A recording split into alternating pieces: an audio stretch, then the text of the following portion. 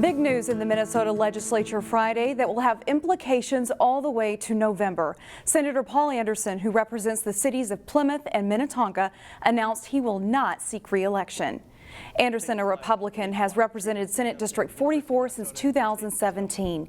He currently chairs the Senate Higher Education Committee. Anderson says he decided to step aside this fall to put greater attention on his professional goals. His seat is expected to be a top target of the DFL party. Anderson won by a mere 195 votes in 2016 following a recount. Privacy concerns surrounding the presidential primary was a big topic for New Hope residents Thursday night. Reporter Pafua Yang joins us now with more. Pafua? Shannon, it's the first presidential nominating primary in Minnesota in nearly 3 decades. But so far, early voting has produced low voter turnout, and for a good reason. Residents are learning that their votes will be recorded.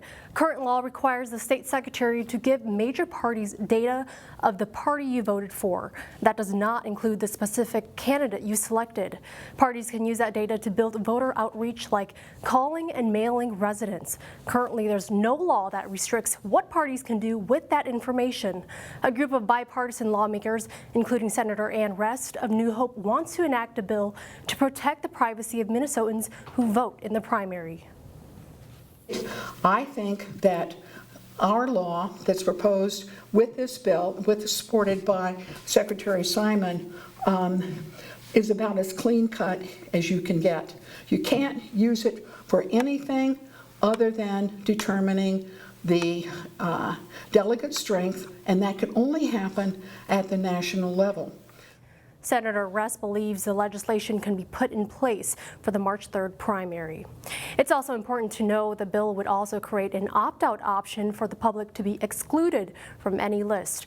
Voters could request an opt-out form before they fill out a ballot. Shannon? All right, thank you, Pafua. You currently have to drive to Hopkins, White Bear Lake, or even Burnsville to find a performing arts center. But a group of local leaders want to change that.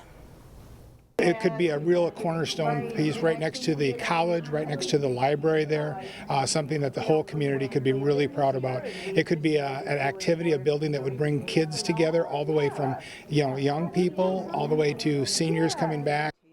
Members of an advisory council met for the first time Friday at North Hennepin Community College to talk about the Center for Innovation and the Arts, or CITA. The project is on the bonding request list, but the group also kicked off fundraising efforts. They hope to raise about $40 million of the $85 million project. And some sad news to report regarding the bald eagle that a Brooklyn Center resident found earlier this week. The eagle was taken to the Raptor Center, but the center reports that the eagle has died. The Raptor Center believes the eagle was likely electrocuted by flying into power lines. Golden Valley Mayor Shep Harris stepped down last Friday, or at least temporarily. If I have to leave a legacy and have someone follow in my footsteps and in the footsteps of other mayors, I would want no one other than Mayor Justin Berg. Second grader Justin Berg won a chance to be mayor for a day at a fundraiser for his school. As part of his introduction to city politics, Justin got a tour of City Hall, the police and fire stations, and other city buildings too.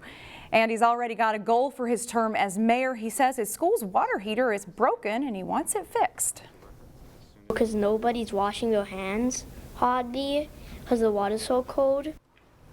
Although Mayor Berg's term is only for a day, he will reprise his leadership role at next week's City Council meeting, where he will lead the chamber in saying the pledge.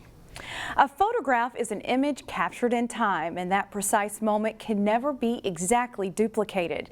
In today's weekend showcase, Neil Persley discovered an exhibit at the Robbin Gallery where those moments span several decades of one man's life. From an early age, since I was 12, I got my first camera when I was 12. Tom Jungeroth, And in high school, I took my first wedding of a high school teacher. Knew what his calling was. So then I went to school to be a photographer, professional, Elkins Institute, Minneapolis at the time. And has never, ever been without. I always have a camera with me, everybody knows that. Behind every one of Tom's images. So what would you like me to bring you back if you have something from Pier? And he said, I like Whoppers. So So I bring him Whoppers every year. Twice a year I go by there and I bring him Whoppers. Is a story. He was one of the original El Forasteros before they didn't want to start a Hell's Angel gang in the 60s in Minneapolis. So these guys all started from Sioux City to here, El Forasteros. He's been to America's oldest continually operating soda fountain. And that's George. His parents bought it in the early 1900s. And he started working there when he was 6. And he was 94 in that picture. Tom is as fascinating as his images, and should you be interested in a particular image, Tom will be happy to give you the backstory. All of them have a story either built into the picture or I can get stories behind them. So they're my travels, my adventures. They contrast everything from wildlife to landscapes to people picture, the people that I've met along the way in different travels. Looking at Tom's images, your imagination may start making up its own stories. Either way, a stop in Robbin Gallery will be a snapshot into the life of Tom Jungeroth. And I've been taking them ever since. It's been my passion. For Weekend Showcase in Robbinsdale, Neil Persley, CCX News. The Tom Jungeroth exhibit is on display at the Robbin Gallery through February 29th. Maranatha Christian Academy was a sweet place to be on Valentine's Day. You could buy a donut to be delivered to your sweetheart as part of the Student Council fundraiser. One student made sure no young ladies were left out. Well, ever since the 9th grade, I bought every girl in our grade a donut for Valentine's Day. It's just specifically my grade. But then this year, since I was a senior, I thought I would go a little more ambitious and decided to get every girl in high school a donut. I was really shocked, but it was really nice to get like an extra donut this morning. Just wanted to do something to brighten someone's day.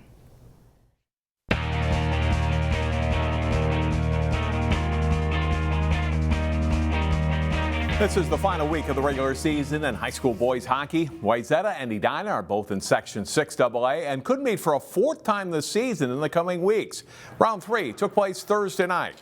It's usually physical when these two teams play. Check out the hit delivered by the Trojans' Per Wagi on the Edina forward. Wayzata takes advantage of a 5-on-3 power play in the first period. Tucker Ness with a one-timer blast for a goal. Jake Keller gets the assist. It's 1-0 Trojans after 1. Second period, and the Hornets steal the puck in the Wayzata end. Jimmy Clark passes to Will Johnson, back to Jackson Borst for the quick shot and goal. The game is tied 1-1. And that's the way it would stay the rest of the night. Edina goalie Loudon Hogg finishes the night with 28 saves, and at the other end, Garrett Bonnell makes 21 for Wayzata. This game ends in a 1-1 tie. The playoffs start as soon as Tuesday in some sections. The Trojans' first game will be on Thursday night.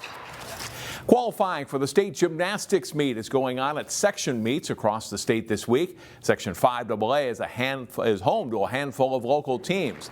That section meet took place Thursday night at Champlin Park High School. Let's start on the floor exercise. Park Center's Annika Lee scores a 9.65, winning the event and tying the school record for the floor, part of a big night for her. We go to bars next. Maple Grove's Nadia Abbott wins the event with a score of 9.575. Champlin Park's Emma Saxa also qualifies for state in bars.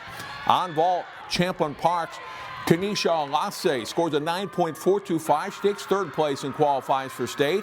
Sasha Thompson of Maple Grove makes state in 3 events, including the vault.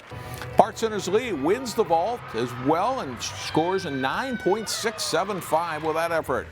Pirates Jr. also wins the beam with a 9.55 score. Lee is the all-around champion with a score of 38.425, setting a new school record. Elk River wins the team title, advancing to state with Maple Grove in 2nd. Here's what 2 local state qualifiers had to say after the meet. I wasn't expecting this much. I just wanted to have fun. Just a lot of fun with my team since my seniors. For my team, they're leaving. I just wanted to have one more meet with them. This was like one of the most stressful section meets for me because it's my last one. But I'm just super happy with the outcome and I just had a lot of fun. I'm excited for state this year. In girls basketball, Heritage Christian Academy is alone in 1st place in the Minnesota Classical Athletic Association. The Eagles, ranked 9th in Class A, hosted Pact Charter School in the conference game Thursday night. Eagles senior guard Kirsten Robbins has the hot hand in this game. She hits a 3 for the first points of the game. Later, it's Robbins in transition, and she takes this one all the way for a layup. Robbin scores 12 of her team's first 13 points. It's 13-0 Heritage. Taylor Shuck drops the pass in to Jordan Allen, who scores off the glass. The Eagles continue to pile up the points. Robbins gets a steal, and she heads back the other way for another layup. Robbins nets 24 first-half points. And right before halftime, it's Shuck with a quick release on a three-pointer that beats the buzzer. Heritage leads 41-2 at the half on the way to a 68-9 win over Pact. Also in the MCAA conference, West Lutheran hosted Legacy Christian. Off a missed Warrior shot, Maya Bradamus rebounds for Legacy, and she attacks, scores on the layup. Legacy leads by 7 in the second half. Off an inbounds play, Megan Spencer passes to Hannah Compton for 2 more as the Lions try to pull away. West Lutheran, though, keeping it close. The pass into the block, and Megan Sherwood scores off the glass. Later, the Warriors get a turnover, and Ellie Fritzie scores on the fast break, and West Lutheran is back to within 6 points. But it's not enough. Legacy leads throughout the second half. They win this low-scoring game. 31-21 is the final.